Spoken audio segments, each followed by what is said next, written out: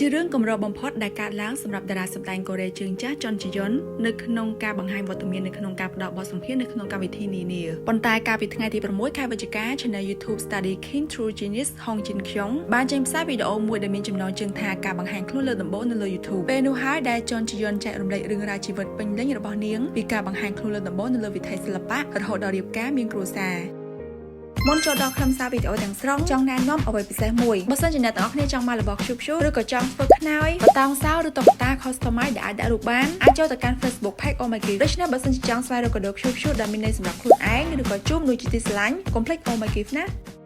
វីដេអូនេះដែរបង្ហាញជាទម្រង់សម្ភាសដោយមានណាមចាងហេជាពិធីករខណៈហុងជីនខុងចាងយុងរ៉ាន់និងលីជីហេក៏មានវត្តមាននៅទីនោះដែរនិងតាំងខ្លួនជាបងប្អូនរបស់ជុនជីយុនហើយពួកគេជជែកគ្នាលេងយ៉ាងរីករាយនៅក្នុងវីដេអូបានបង្ហាញឲ្យដឹងអំពីដំណើរជីវិតរបស់តារាស្រីរូបនេះក៏ដូចជាការបង្ហាញខ្លួនដំបូងនៅលើវិថីសិល្បៈនិងរឿងរ៉ាវផ្សេងៗទាក់ទងទៅនឹងដំណើរជីវិតរបស់នាងជុនជីយុនបានដឹងដែរថានាងបានជួបស្វាមីរបស់នាងតាមរយៈការណាត់ជួបបែប blind date ហេតុតែនិស្ស័យគូព្រេងអ្នកទាំងពីរក៏បានចាប់ចិត្តស្រឡាញ់គ្នានិងឈានដល់ថ្ងៃរៀបការជីយុនបាននិយាយថាការណាត់ជួបបែប blind date នេះអាចជារឿងគួរឲ្យខ្លាចខ្ញុំមានអារម្មណ៍ថាបេះដូងខាងក្នុងគឺត្រៀមចិត្តរួចរាល់អស់ហើយប៉ុន្តែរាងកាយរបស់ខ្ញុំដូចជានៅរឹងបើនិយាយឲ្យងាយស្រួលយល់គឺភ័យ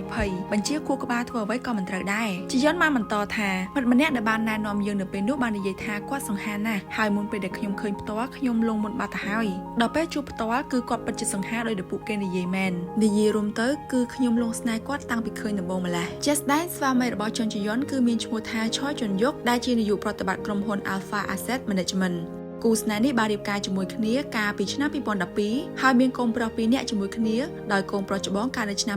2016និងកូនប្អូនកើតនៅឆ្នាំ2018អ្នកម្ដាយរូបនេះក៏មិនខុសពីអ្នកម្ដាយទូទៅដែរនាងតែបារម្ភពីកូនពិសេសដោយសារតែនាងបានមើលថែកូនជាប់លាប់តាំងពីកើតមកទើបមានថ្ងៃខ្លះនាងបារម្ភពីអនាគតកូនដោយខ្វល់ថាកូននឹងធំលូតលាស់បែបណាហើយតើធំឡើងពួកគេនឹងមានជីវិតបែបណាឡាទាំងនេះហើយគឺជាអារម្មណ៍អ្នកម្ដាយទូទៅដែលថែកូនដោយផ្ទាល់ដៃដូច្នេះមនោសញ្ចេតនាក៏ខ្លាំងទៅតាមនោះដែរប៉ុន្តែយ៉ាងណានាងក៏អាចទាញអារម្មណ៍ខ្លួនឯងមកវិញដោយរៀនគិតថាអនាគតយ៉ាងណាគឺជារឿងផ្សេងអ្វីដែលសំខាន់នៅពេលបច្ចុប្បន្នគឺនាងត្រូវបំពេញតួនាទីឲ្យបានល្អសិននៅថ្ងៃនេះសិនគឺជារឿងត្រឹមត្រូវបំផុតជីវិតគ្រួសាររបស់នាងត្បិតថាមិនបើចំហប៉ុន្តែនាងពិតជាមានក្តីសុខបំផុតនិងកម្រលេចលឺពាក្យចចាមអារាមឬព័ត៌មានមិនល្អប៉ះពាល់ដល់កិត្តិយសណាស់ជុនជីយុនពិតជាផ្ដល់តម្លៃចំពោះពេលវេលាជួបជុំរបស់គ្រួសារនាងតែរំលឹកខ្លួនឯងថាខ្លួនមិនមែនជាមនុស្សអស្ចារ្យអីទេប៉ុន្តែសម្រាប់គ្រួសារគឺនាងមានគោលចំហសំខាន់មួយគឺព្យាយាមមើលថែគ្រួសារតាមបែបសាមញ្ញប៉ុន្តែប្រកាសថាគ្រប់គ្នាបានសុខនិងសប្បាយចិត្ត